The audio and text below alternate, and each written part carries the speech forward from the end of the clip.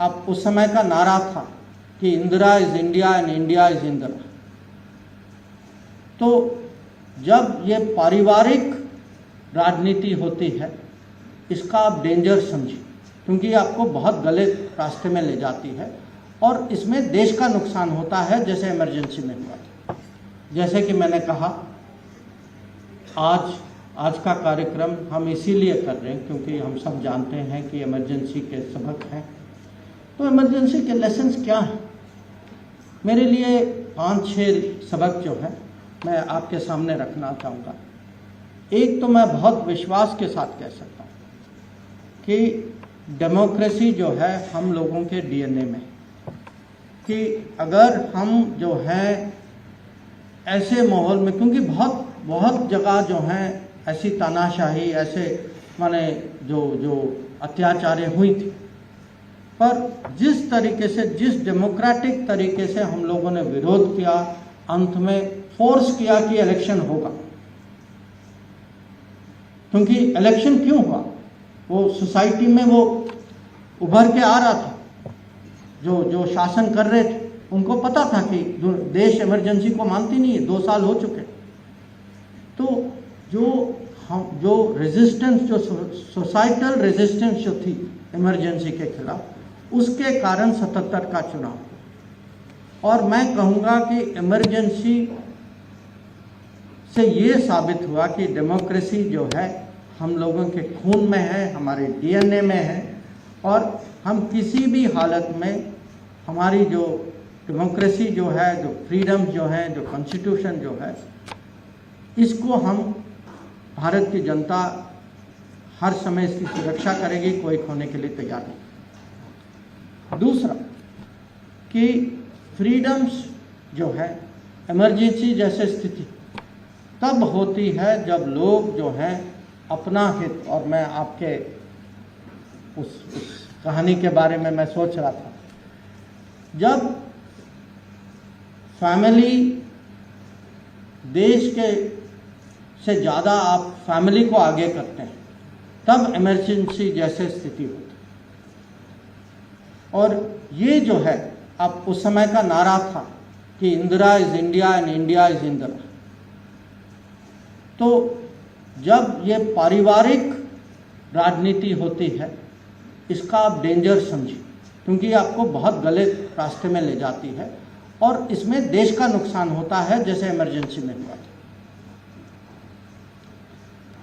तीसरा कि जब आज भी लोग कहीं देश की बुराई करते हैं बाहर जाके, जब हमारे इंस्टीट्यूशन, जब हमारे चुनावों के बारे में टिप्पणी करते हैं, जब इलेक्शन कमीशन पे कुछ कहते हैं, तो आप ये नहीं समझिए कि ये कोई एक्सीडेंट है।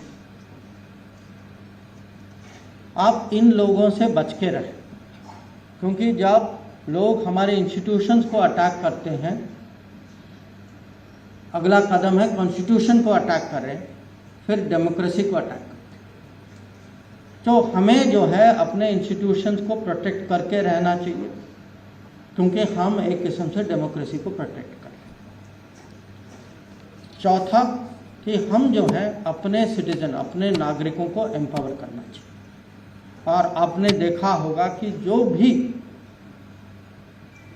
जो भी आज हम योजनाओं की बात करते हैं, जब हम कहते हैं कि लोगों को बिजली देते हैं, पानी देते हैं, उनकी सुविधा देते हैं, घर देते हैं, शिक्षा देते हैं, तो ये जो है, क्योंकि ये इनका हक बनता है, पर ये हक के अलावा ये एम्पावरमेंट है, क्योंकि जितना एम्पावर्ड सिटीजन हो वो कभी इमरजेंसी जैसे स्थिति होने नहीं देगा।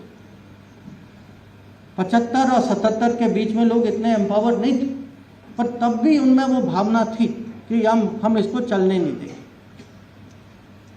और आखिरी कि हमें जो है, जो नेशनल स्पिरिट जो ये हमें बना के बढ़ा के रखना चाहिए। और इसके अवसर होते हैं कभी कि देश मिलजुल के राष्ट्र हित, राष्ट्र भावना के साथ आए, आपने देखा होगा कि ऑपरेशन सिंदूर के बाद मैं बहुत गर्व से कह सकता हूं कि खाली इंडियन डेमोक्रेसी है कि हर पार्टी के लोग डेलीगेशन में बाहर जाए, एक स्वर से भारत का हित दुनिया के सामने रखें।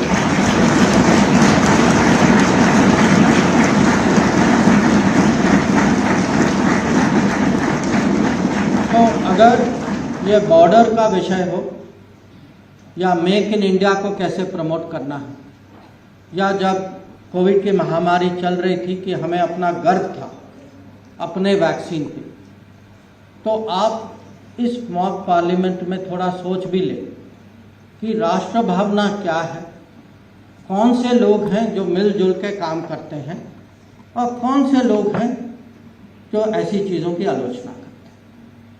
तो उस सोच के साथ मैं एक बार और आप सब लोगों को मेरी ओर से मैं शुभकामनाएं देना चाहूँगा कि आपका मॉक पार्लियामेंट सफल रहे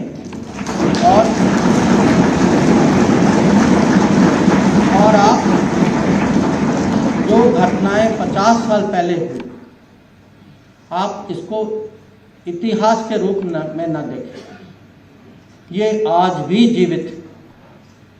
जो इमरजेंसी का डेंजर जो है, कुछ लोग कॉन्स्टिट्यूशन को हाथ में लेके घूमते हैं, अंदर कुछ भावनाएं और कुछ अलग है,